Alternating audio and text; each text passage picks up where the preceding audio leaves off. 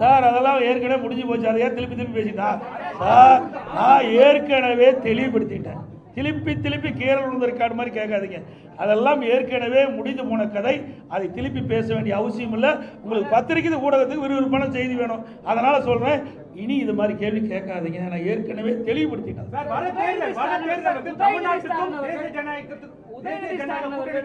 தேர்தல், அதனால மக்கள் வந்து பார்த்து வாக்களிங்கன்னு சொல்லிட்டு முதலமைச்சர் சொல்லக்கூடிய அந்த பிரச்சாரத்தை நீங்க எப்படி பாக்குறீங்க?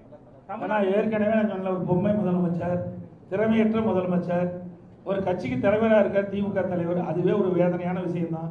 நல்லா சிந்திச்சு பாருங்க. இது எந்த எலெக்ஷன் இருக்குது? இது தமிழ்நாட்டில் யார் ஆட்சிக்கு வரணும், யார் ஆட்சிக்கு வரக்கூடாதுன்னு நடக்கிற தேர்தல். புரிஞ்சுக்கிட்டீங்களா?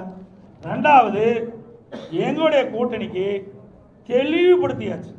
திருப்பி சொல்றேன், எங்களுடைய கூட்டணி அதிமுக தான் கூட்டணிக்கு தலைமை தாங்கும். அதிமுக எங்களுடைய கூட்டணி வெற்றி பெற்று அதிமுக ஆட்சி அமைக்கும். இதுக்கு மேல என்ன வேணும்? தேசிய கூட்டணி எங்களை சொல்றதுக்கு எதுவுமே இல்லைங்க. எங்க மீது எந்த புகாரும் சொல்றதுக்கு ஸ்டாலின் கிட்ட சரக்கு இல்லை. அதனால வேற ஒருத்தர் பிடிச்சிட்டு சொல்லிட்டு இருக்காரு. இங்க ஆளுநர் அதிமுக ஏற்கனவே முடிவு செய்யப்பட்டு விட்டது. எங்களை பத்தி சொல்லுங்க, நாங்க பதில் சொல்ல தயார். முடியலையே, இருந்தா தானே சொல்ல முடியும்.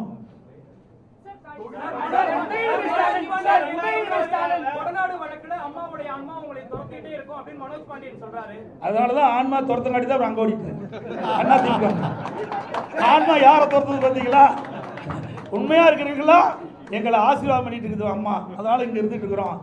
இங்க இருக்கின்றவர்கள் யாரெல்லாம் தவறு செய்தார்களோ, யாரெல்லாம் இந்த இயக்கத்தை துரோகம் செய்தார்களோ, அம்மாவுடைய ஆன்மா அவளை ஆட்டி படைச்சிட்டு இருக்குது.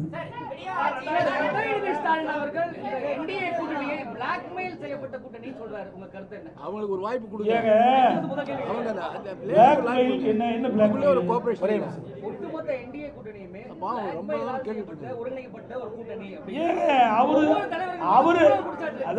அவரு நினைச்சுக்கிட்டு கேட்கிற கேள்விகளை என்கிட்ட பதில் கேட்காதீங்க. அவரை தான் திருப்பி கேட்கணும்.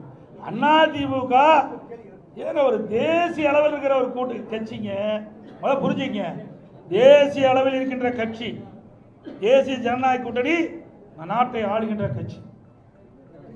அந்த நாட்டில் இவர் இருக்கார். ஸ்டாலினும் இந்தியாவுக்குள்ள தான் இருக்கிறார். தமிழ்நாடுங்கிறது ஒரு மாநிலம் தான். பல மாநிலங்கள் ஒன்றாக இணைந்து அந்த மாநிலத்தில் ஆட்சி புரிகின்றவர் தேசிய ஜனநாயக கூட்டணி. அவர் இந்தியாவில் மறந்துட்டு பேசுறார். வேற மாநிலத்தை மேல நாட்டில் இருக்க மாதிரி பேசிட்டு இருக்காரு. புரிஞ்சுட்டு அவர் இந்த நாட்டில் இருந்துட்டு இருக்காரு.